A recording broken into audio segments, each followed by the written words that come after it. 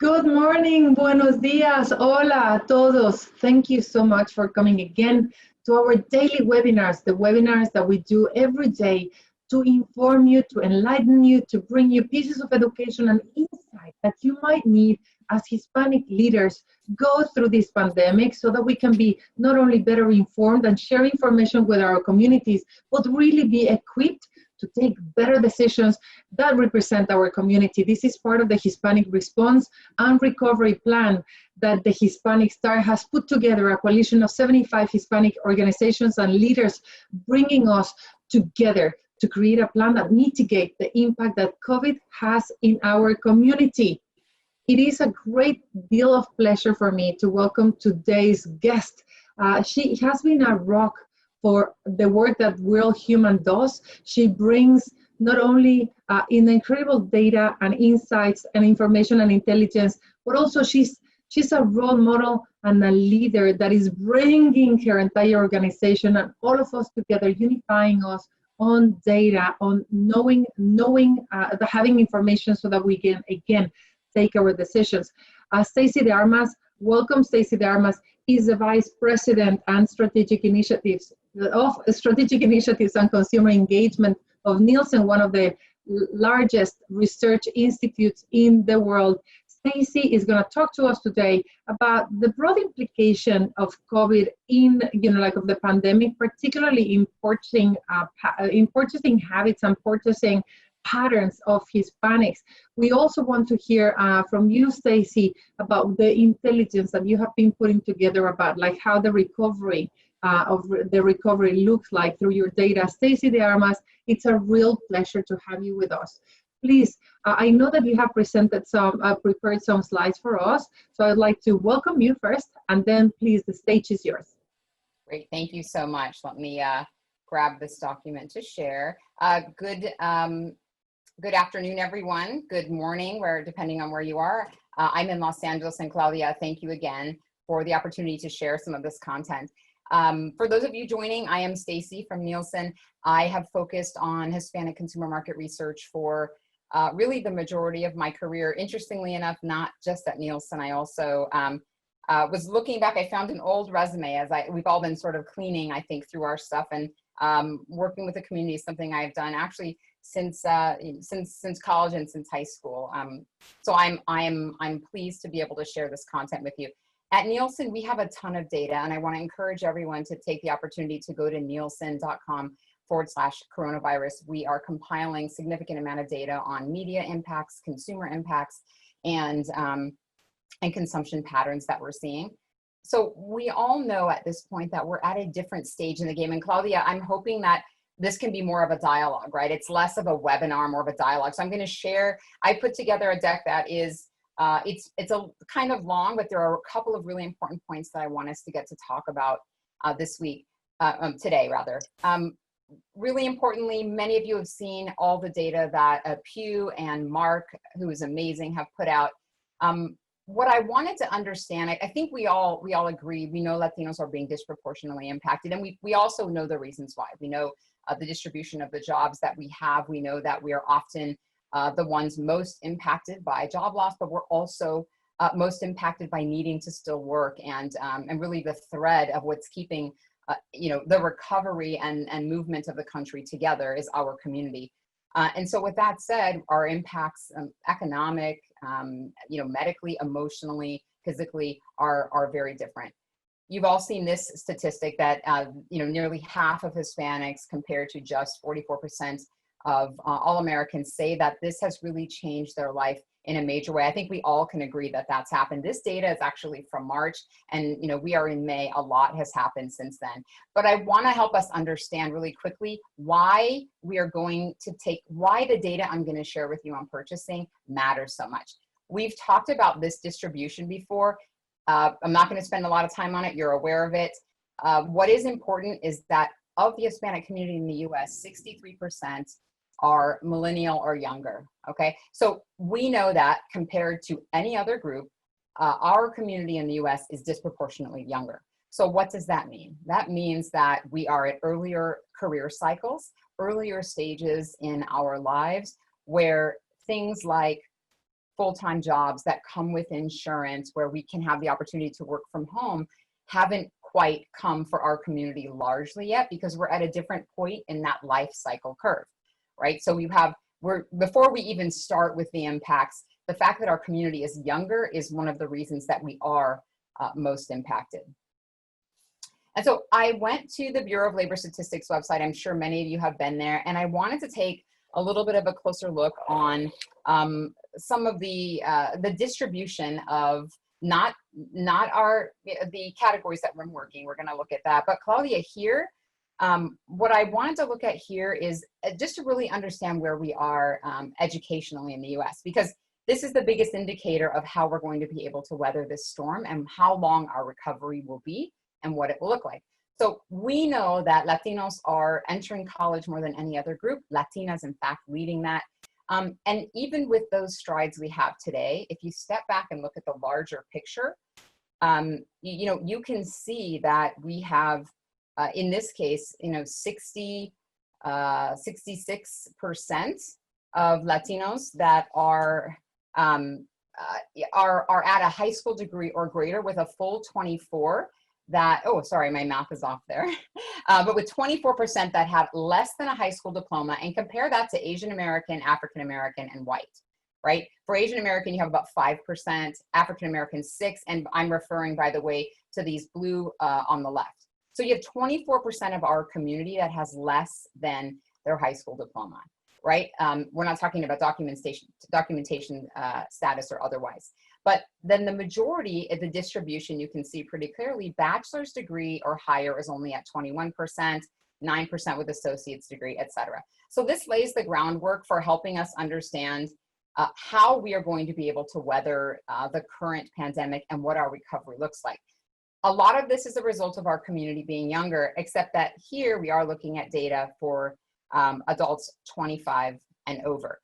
We do know, by the way, that education is the strongest indicator of employment, right? Higher paying jobs, those that come with insurance and other benefits. So this is really important for us as we're looking at what things are going to look like for our community in the coming 6, 12, and 24 months.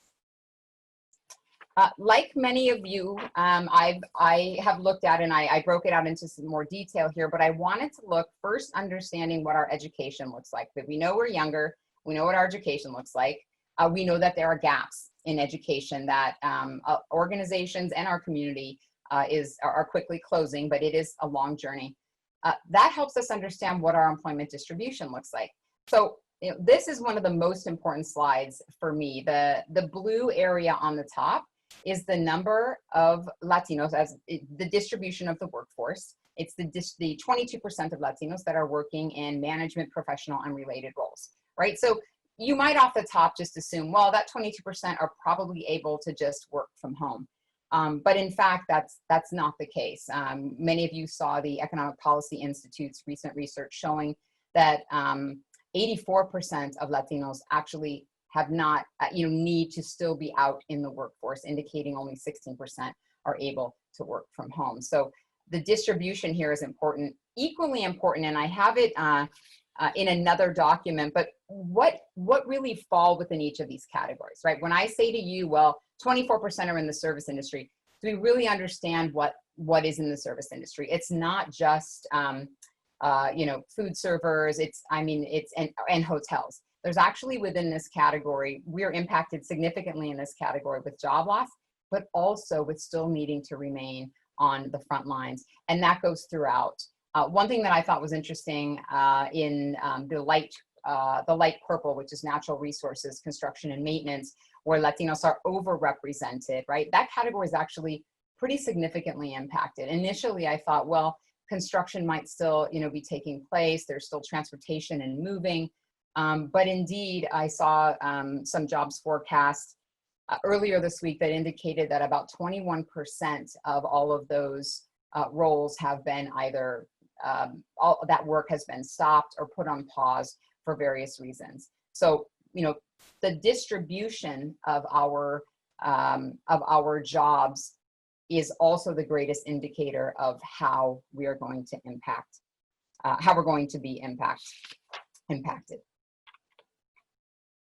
So we know that we're among the hardest hit economically. This is also one of those, most amazing pieces of research coming from Mark's group. I'm going to skip past this because I want to talk about what that means, right? You all have been on these calls for the past several weeks. We know that we're most impacted. I wanted to underscore with data why it is. So we know the answer. It's not just because we're Latinos. It's not just because we're maybe under-resourced. It's because as a young community, we're at an early part of our life cycle, which means we're in a different stage economically based on our jobs. I kind of threw this in there because I thought it was important to understand as well, knowing that we're a younger community and still sort of reaching that curve, we know that we're underinsured, which often means that we are overextended, right? This is the percentage of, the purple is Hispanic and the blue is non-Hispanic white. Pardon me, the blue is Hispanic and the purple is non-Hispanic white. So you can see 18% in total are not covered. And only 49% of Hispanics have private insurance, where a full 75% of non-Hispanic whites do. So, there's significant cost that's incurred both with private insurance and uncovered. All right, so knowing what our community looks like, the question what Nielsen can help answer is, how are people informing, right? What are we doing? One thing I'll tell you, Claudia, as I was looking at this, I thought, well, so Latinos are both in the group that are most impacted because we are, for job losses, but also still having to work and as I mentioned earlier, the thread really keeping things together. So my assumption was that I would see a difference in media consumption because Latinos aren't able to just sort of stay at home and not necessarily if they're in this high risk work category, they're still working, right? So would I see, I was thinking, would I see definitely an increase in television, but would it be moderate and I would see radio kind of stable because that's a medium you can take with you and continue to inform yourself. And in fact, that is what we did see, right? So everybody went up. This is what consumption of content looks like. It's a little messy, but I'll take you through it really quickly. The yellow is what I want you to focus on. And what you're looking at it is by device, right? So live TV, this is the week of March 2nd, 2020, really just before, things really started happening in the US or the pressures and the closures came. Hispanics were consuming about 16 hours of television, 16 and a half through live TV. And here's the rest of your distribution up through internet connected devices. In a matter of 3 weeks, Latinos increased their consumption by 34%. So that tells us, and this is, video content. This is not audio content. This is video content. A lot of that consumption, though, you can see is from an internet connected device. So think Hulu, think, any device through which you can access content that is separate from your television. So we know Latinos did start to consume more. And my guess would be, and I'll show you on the next page, was that the majority of that was really in news. What I will tell you, and that's what you would expect to see, right, for all communities, it's going to be news. But over time, we've seen that kind of flatten out and Latinos really dialing back into what is personally matters for them, which is connection. And Claudia, I'm sure you agree, no matter how many ways we look at this economic impacts and everything, the most significant impact that I am worried about, and I'm starting to research, are the emotional and cultural impacts. Social distancing is very challenging for Latino families because we are a collectivist culture, which is something I've talked about. And as a result of that, we've seen some really interesting things in social media where Latinos have not wanted to, have not distanced themselves physically, yes, but not sort of emotionally from the content that matters. So I'm going to buzz past this one because I want to show you that I think it's important. This, by the way, is just a distribution. The yellow is what matters again, of the type of content that was being consumed pre-closures, which is the week of 3/2, and post-closures, which is the week of 3/23. As you'd imagine, sports was, definitely in there with some consumption, about 9% of total consumption. And then, of course, that has tapered off, but not gone away, as many people are still consuming old content. The largest increase, of course, is in news. And and SVOD, which is streaming video on demand. So people leaning into Netflix, Hentified, whatever they need to catch up on. And doing a lot of, by the way, cross-viewing with families. So one interesting point, and I just put this up in case anybody would want to screenshot or be interested in this. What you see in blue is the program that you don't see in composite. And this is by community, what our community is you know, leaning into, what they're interested in watching on television. Of course, Tiger King at the top. I'm not sure. I'm not sure why everyone was so obsessed with it, but it's very interesting to me that we see that across all communities. And then, you know, interestingly enough, we see a lot of family shows over here. I think that 70 Show is a show about a group of kids. The more I look at some of this content, a lot of it is the same across, but a lot of it is reminiscent of connections. So here's the slide I was referring to, Claudia. Now this is interesting. This is an indication that Latinos aren't really ready to just sort of end the dialogue after a show, right? Whether it's an entertainment show or a news show, which is important because in our community in language, we really only have very few sources. You know, of course, there's Telemundo, Univision, doing an amazing work providing information and news from the very beginning. And for you, before I talk about the slide, Claudia, I wanted to ask your opinion on something. I have, when I took a look at media and news consumption for all people, you know, total, non-Hispanic, white, everyone, I noticed that for Latinos, there was consumption of news started to occur a little bit about a week before the lift, right? Everybody started going up gradually at the beginning of March as we started having this dialogue. But Latinos seem to have been more steady in that consumption from very early on. And my hypothesis is that on the Latino side, there is a very strong level of trust, right, with our people that are giving us news and information and within our community. And so Latinos also don't have such polarizing views on the media side as we do in English language broadcasts, right? There is two distinct voices in English language broadcasts, and certainly at the beginning of this, there were two sides, right? Very clear. We all heard them, and I think what that did is sort of slow down just a bit the non-Hispanic white community from absorbing more quickly what the story was how the story was going to unfold. And the reason I can say that, and I'm skipping ahead, I'm not even addressing this slide, and I will, is that I looked at pantry preparation, like purchasing everybody did very early. We all remember that. And it seems from the data that Latinos started their pantry prep about 1 week before non-Hispanic white. Non-Hispanics, I should say, about 1 week before. So my question, Claudia, was like, you know, did Latinos get like a tip off? I mean, why would our community start preparing about a week before in certain categories? And the answer is because of all of the socioeconomic data I showed you earlier on the demographic data. Our community is already largely sort of, you know, in a very difficult position in the US. And I think living with risk, with the stories that were coming out prior, with immigration stories, knowing that our community is always, you know, we feel very protective and that we need to prepare.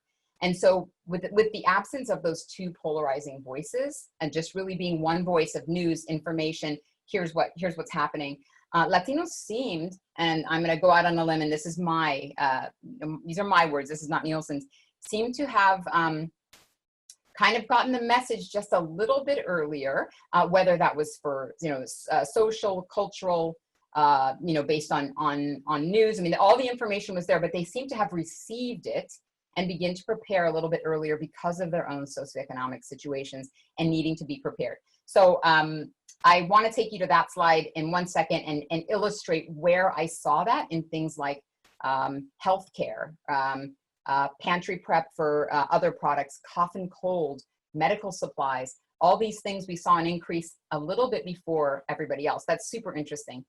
But this slide in particular, and I'm sorry for making everybody wait on it, what you're looking at here is social dialogue around, in this case, Spanish language talk and news, social interaction that took place, and we're comparing 2019 to 2020, the same time period you have here, about the same number of program. And this is the social interaction difference. So there was a 71% increase in social dialogue around and related to Spanish language news and talk during this time period, a 71%. And when you look at primetime news and talk under it, which would largely be in English, it is in English, you see a 17% increase. So what it tells me is not that any one group, not that, you know, English language is maybe less engaged, but that engagement and connectivity, as we always talk about for Latinos, is important. So important that they wanted to continue that dialogue and feel that connection. And this is really the opportunity, I think, for our small businesses, right? This is who we are as small business owners. This is what our community values. It's the interactions and the engagement that we offer every day in our small businesses. And the data that I have in every angle supports that is an important cultural pillar for our community. I'm going to kind of zip past these, but I'll tell you what, Claudia, I'll share them with you so that we can, you know, we'll post a couple of these. But I want to get to the important purchasing slide because I think that's a better indicator of behaviors and recovery. What we did here, though, is we did a flash survey and we asked Latinos about their radio consumption. On this slide, quickly, you'll see that Latinos said that they were listening to more radio as a result of COVID than your white non-Hispanic, which is only at 24%. Makes sense because we need to take radio with us depending on the line of work that we're in. You know, the reason I put this in here is really just sort of a personality slide, but I wanted you to know again here that as Latinos have needed to stay working or on the road, they have looked for other resources to connect with their favorite radio station personality, because that is a very important relationship that doesn't necessarily have an equal in English language today. Years past, yes, but our community relies on you know, values trust and relies on one-to-one connectivity, and certainly their you know, radio hosts have been offering them all that information as well as television. So I'm gonna post pack these. I'm just gonna go past the optimism because I really want to talk about that purchasing slide. I feel like that's one of the more indicative slides. We know everyone is buying more online than they were, you know, at this point last year or even just a few months ago. But what's interesting is for Latinos, the intent to buy online is 30% higher than non-Hispanic white. So that tells me that we were buying online and making online purchases, not to the same degree as our non-Hispanic white counterparts. But what's important here is not that we are now buying online, because we know that, but it's what it will lead to, sort of the transformation in how Latinos will shop coming out of this crisis, right? The difference in, you know, whether we will actually shift back to a hyper-local, which I think we will. I think we're gonna, one of the things, and our community is comfortable with it, familiar with it, and already, you know, that's how we operate, very hyper-local. I think as we get through the next 6 to 12 months, largely the US will move back and value a few very important things. One of them is safety and sanitary delivery of product and service, and the other is very, very local, hyper-local and high touch, not physical touch, but, you know, high interaction. And those are the things that our business owners have always been very good at doing. So this is the slide I was referring to, and I'll probably pause after this one. I took a look at the week of 3/7, which I think many of us can, you know, understand. There was dialogue still 3/7. I recall on 3/7, that the week ending 3/7, I was actually to travel to Miami that week, and I started feeling nervous about this, and I made the decision not to travel, and I belabored it. I really thought, you know, was I being an alarmist? Should I go? But in the end, my kids were scared for me, and I decided it was best that I stayed home. So it was still a little bit early though, right? It's a little bit earlier than the week prior when all the closures began, and then we saw all the shortages in items. So when I looked at this week alone and I compared things like rubbing alcohol purchase, this is over a year ago. So this is percent over a year ago. So what you're looking at here, Claudia, is Latinos purchased 290% more rubbing alcohol this particular week than they did 1 year ago. That makes sense, right? Everybody probably did. But look at what non-Hispanic is. It's, you know, almost 40 full points lower. What you would imagine is that if you're comparing it to year prior, that these numbers would move in lockstep, right? Everybody bought more toilet paper, but you know, so everybody probably bought 30% more than they did last year, 50% more, but those numbers would move in lockstep. That is to say that Hispanics would have the same level of increase as non-Hispanic whites, as everybody would. You know, everyone's going to just buy that incremental more. But that's not true for Latinos, which was interesting here. The same thing for medical supplies, buying 213% more. We expect more, but we expect it to be within a range that's similar to what we saw for non-Hispanics, African Americans, and Asians. Vitamins is another interesting one. You know, we know how Latinos feel about their health, about our personal health. We know that we have longer life expectancy. We know that there are challenges with diabetes, et cetera, in our community. This, to me, these three things, like rubbing alcohol, medical supplies, vitamins, feel like they are more a personal preparation, because either there's lack of access to healthcare, Claudia, there is a lack of trust maybe in the system, not understanding if you need resources or to go, if you'll be able to do that safely and with privacy. So Latinos, in many categories I looked at, seem to be sort of preparing to weather the storm at home, to weather an illness, et cetera. So I just pulled a few here that I thought were interesting, but I saw this in many places and I'm still researching this. I realize at this point, you know, this is sort of what has occurred and we need to think about how to prepare. But I think it's important to understand this because it helps us understand the state of mind of our community and how long our community will be in what we at Nielsen call sort of, you know, stage 5 living, which is still very protected. I anticipate it will be longer. I can almost guarantee, you know, it will be longer than other communities are in that stage 5 of sort of protective living, mainly because we will have concern for, you know, for safety and security, and because of the job situation. Stacie, I love this so very much. I think that there are like a couple, I know that we're over time, but I nevertheless want to take, if you don't mind, just like you mentioned a couple of things and we have a couple of questions about like more specifics about the beverages and alcohol, about what is the purchasing difference between Asian and African, for example, versus the Hispanic, so that we know like, okay, so we're purchasing more, we're protecting more, what is the purchasing difference? Okay. You know, like you mentioned 30% more online. What about Asian and Africans? And then the third question, and I'm going to pack it there to let you respond all of the bundle of questions, and I see the chat bombing, but you mentioned that small businesses can take advantage in a way of that need for social interactivity because we're there. Can you elaborate on those as well? Sure. So let me first start with the Asian and Black.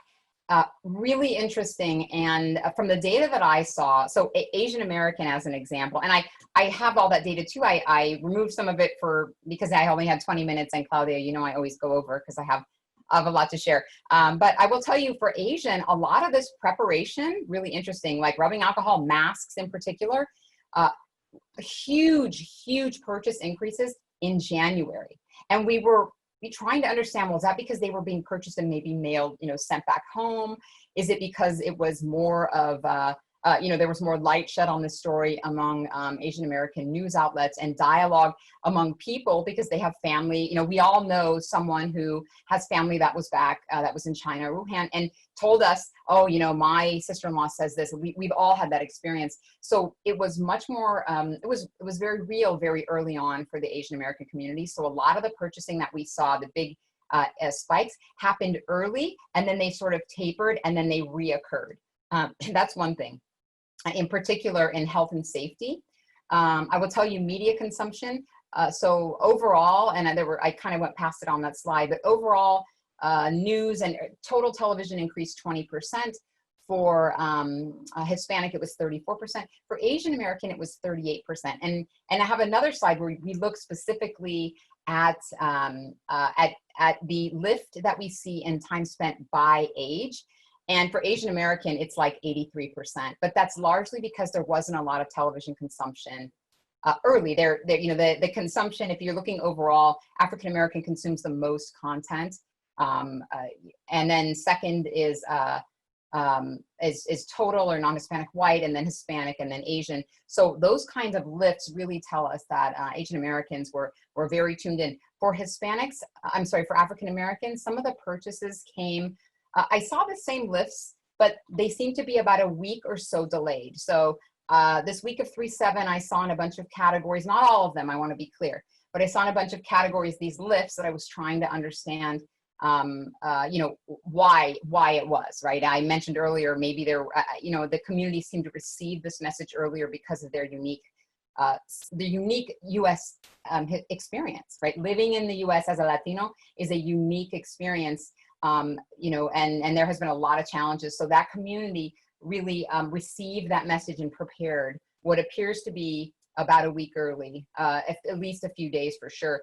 Then the total market, right, sort of followed. African Americans seem to follow right around that same time or a little bit later. So we see things like purchases being at, when I mentioned moving in lockstep, African American purchases, for example, of rubbing alcohol, right around the same spot, and then, or a little bit lower that first week, the week ending 3/14, and then the subsequent week, we see it go like this. So, you know, there were, I think, some challenges early on in messages that were delivered to the African-American community. As we all know, people of color are the most impacted. When you look at the weighted data, which Claudia, I didn't pull up, but 26 states are reporting. And when you look at the weighted data, obviously it's horrific for African-American, Hispanic as well. I mean, in Los Angeles, it's something like 46% of deaths have been by Latinos. And I want to be clear, that's the weighted data.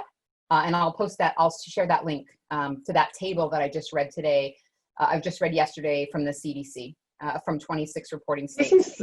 This is really fascinating, Stacie. You have so many fans, starting with me. You've been in everything that we've done with World Human, everyone and every single one of the summits we did, from the first one at the United Nations to all across. You've been there providing the data, making sure that we know what we're talking about, like that we have a shared commonality. I love the fact that you started presenting also data from Pew, because that's who we need to be. We need to be united and actually say, like, this is for our community and this is for all of us, with all of us. So let's unite forces. There's one thing that I heard you say as well, which is the word disproportionately. We're sick of hearing how unprecedented COVID is. I think all of us is like, this is unprecedented, challenging times, unprecedented. I want to make sure that everyone uses the word disproportionate when it comes to Hispanics, because we're disproportionately affected. You mentioned it at the health level, economic level, you know, we're disproportionately exposed, and we need to make sure that everybody knows that. So that we can disproportionately bring solutions to our community, because if we don't know that there's a disproportionate problem, we're not going to be able to bring disproportionate solutions. But I also heard you saying, Stacie, that we're disproportionately maybe equipped, we're disproportionately resourceful, we were early, we're that, you know, like we're that community that was like, whoop, we know that there's I smell danger, I'm going to go and get ready. Absolutely. And we're disproportionately young. So I want to make sure that we leave our audience with a sense of incredible data so that we can be informed, take better decisions, but also have a sense of like, yes, we're disproportionately affected. We have to build the case. We have to be loud, but we also know that we're disproportionately equipped. We're disproportionately fast. We're disproportionately early. We're disproportionately young, and we can do this. Yeah, I agree. And I want to, if I can add one thing, I know we're late. I have made a career at Nielsen of really only sharing, or trying hard to share, the opportunity, the insight, and the great stories. And so by sharing some of this, I know that a lot of this feels like, you know, it's more of stories that aren't, you know, necessarily very positive. But I think it's important to understand them, as I shared with you privately earlier, Claudia, because then we know how to build, what are the gaps that community organizations, advocacy groups, policymakers can help us close, so that we don't have a longer road to recovery, which we are forecasted to have, and I don't want that. So we need to understand where we're at so we can build those bridges and close those gaps now. So 3 invitations for Stacie De Armas, and a thank you. The first invitation is, we will, as Hispanic start recovery, responsive recovery, we will try to put a plan together, a recovery plan. And I would like to invite Stacie De Armas, part of Nielsen, to co-chair this plan where we can bring data, economists, policy, health people, so that we can create a plan for our community. Getting a solution without a plan is harder. Let's get a plan together. Stacie, would love to invite you to be part of putting the recovery plan for the Hispanic community as a co-chair. On behalf of Nielsen, I accept, and I will put forward our resources as much as I can to support data analysis and understanding. Thank you. Fantastic. Invitation number 2 and 3, we have a day of action, May 21, to get as many people as possible, corporations and individuals, taking action in favor of Hispanics, whatever it is. Donate, volunteer, share. So if we can actually count on you to bring together your employee resource group, your data, so that we can put this data for people to share it, so that we can build that case to people, an invitation for you to be part of the day of action. And the third invitation is, please come back. We love you. We love this information. I know that you had to skip through some slides, but we want to hear from you again. My pleasure. And once I have more on the recovery and the reboot, which will be shortly, I'll share it with you, and whatever way you'd like to distribute it, I'm happy with. So thank you for the opportunity. Thank you everyone who joined. Please feel free to reach out to me directly on Instagram or LinkedIn or anywhere if you have any questions. I'm happy to share. And thank you again, Claudia. Thank you so much, Stacie De Armas, Vice President on Consumer Insights of Nielsen. Thank you so much.